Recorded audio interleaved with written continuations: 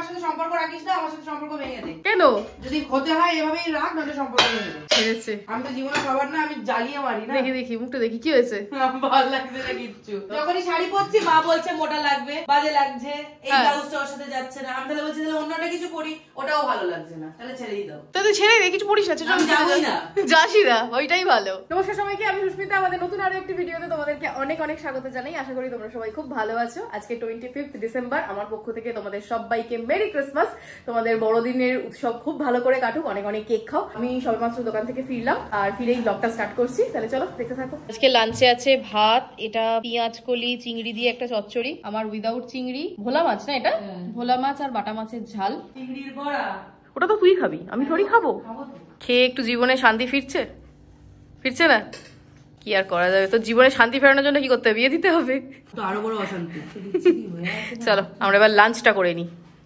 আমাদের একটা জায়গায় যাওয়ার জন্য শাড়ি চয়েস করা হচ্ছে, তো এই মুহূর্তে বিছানাটার আমাদের এই অবস্থা, লাভলির এই অবস্থা। হলুদ কালারের শাড়ি না, ইয়োর ভালো বলেছে। আমি শাড়িটা কি হলুদ না, না ইয়োর নয়, ও আজকে রাত্রিবেলাকে সারাটা বাড়ি খুঁজে পড়ে যেত, আমাকে কুত্তা এলো কোলালো, খুঁজে পেতে না, মা হাইটাই কারিয়ে আছে। এটা কি হচ্ছে? সেখানে শাড়ি চয়েস করতে গিয়ে আমরা হেসে হেসে গড়াগড়ি খাচ্ছি। বাড়িতে শাড়ি নিয়ে হল্লা করার পরে আমি সোজা চলে এসেছি দোকানে।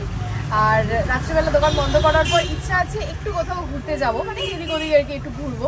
কিন্তু রাস্তায় এত জ্যাম, ওটা দেখার পর আবার ভাবছি যে আদৌ যাবো কি যাবো না, কারণ কোথাও পা গলানোর জায়গা নেই। তোমাকে অনেকক্ষণ ওয়েট করালাম গো কাকা।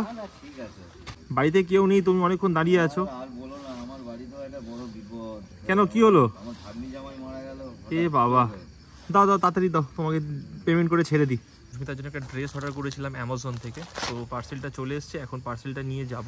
তো আজকে ভেবেছিলাম সুস্মিতা এই ড্রেসটা পরে বেরোবে, বাট আজকে অনেক লেটে এলো পার্সেল, এখন আর সম্ভব নয়। আর আজকে যা ভিড় দেখলাম রাস্তায়, তো আর বেরোবোই না কোনোভাবে।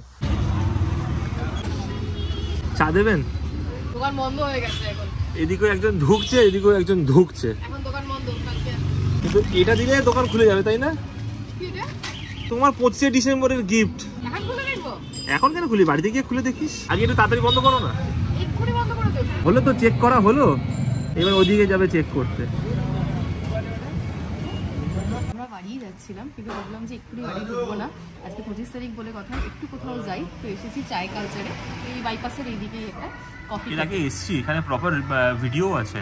খাওয়ালাম তো, মন ভরে খেলি, ভালো কিছু খেলি, কফি খেলি, স্যান্ডউইচ খেলি, তারপরে একটু মনটা এবার একটু মুখটা একটু ঠিক করো, একটু স্মাইল, শান্ত হয়ে গেছে, একটু স্মাইল। এখন যাব বাড়িতে, আবার মা কিছু রান্না বান্না করে রেখেছে, আবার গিয়ে খেতে হবে। সব গোল টেবিল বৈঠক বসেছে, এইখানে একজন ঠান্ডায় কাঁপছে, এদিকে একজন ঠান্ডায় কাঁপছে, আর এ তো ঠান্ডায় কাঁপছি না। তুই যে গন্ডগোল করেছিস সেটা বল। একটা সুন্দর গন্ডগোল করেছে, লাভলিকে দেখিয়ে বল। টিকিটের, লাভলির টিকিটটাতে শুধু বাওয়ালটা হয়েছে, নাম লিখেছি সুস্মিতা চক্রবর্তী, মানে এস চক্রবর্তী, বয়স লিখেছি 27, আর জেন্ডারটা ফিমেলের জায়গায় করে দিয়েছি male. Susmita Chakraborty male, lovely মানে আমি কি হাফ ছেলে হাফ মেয়ে?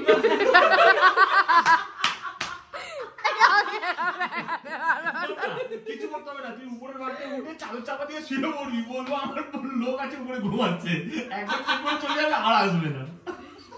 অবস্থা, পিটিকে দেখলেই বাথরুমে চলে যাবে, বলবি এখানে 4 জন আছে। সো জায়গা চেঞ্জ, আমরা ও বাড়ি থেকে বাড়িতে চলে এসেছি, আর অনেকটাই বেশ রাত হয়ে গেছে। মাঝখানে আমি আর কিচ্ছু শ্যুট করিনি, কারণ আমরা গল্পে সবাই খুব মত্ত হয়ে উঠেছিলাম। আর তাহলে চলো আজকে আর ভিডিওটা বাড়াবো না, আজকের ব্লগটা এখানেই শেষ করলাম। যদি ভালো লেগে থাকে তাহলে প্লিজ একটা লাইক করে দিও, সবার সাথে শেয়ারও করো, আর অবশ্যই কমেন্ট করে জানিও ভিডিওগুলো কেমন লাগছে। আজকের মতো টাটা, দেখা হবে আবার অন্য কোনো ভিডিওতে। Good night.